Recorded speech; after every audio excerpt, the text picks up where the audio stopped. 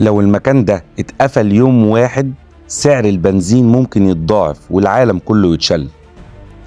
ده مش توقع، ده مضيق هرمز، أخطر نقطة على كوكب الأرض، مش لأنه ممر مائي لكنه زرار ممكن يوقف العالم.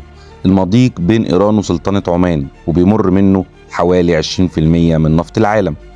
يعني ببساطة لو تعطل العالم كله بيدفع الثمن. والمشكلة هنا إنه سهل يتعطل جدا لأنه ممر ضيق وسفن ضخمة بتعدي فيه، وأي هجوم بسيط بيشل الحركة فيه بالكامل.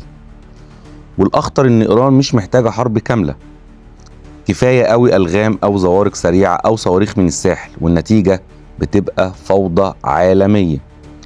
مضيق هرمز عمره ما اتقفل، بس كان قريب جدا كذا مرة إن هو يتقفل، وده اللي بيخليه أخطر مكان في العالم، لأنه ببساطة مش بيتقفل بس دايما على بعد خطوة واحدة من الانفجار.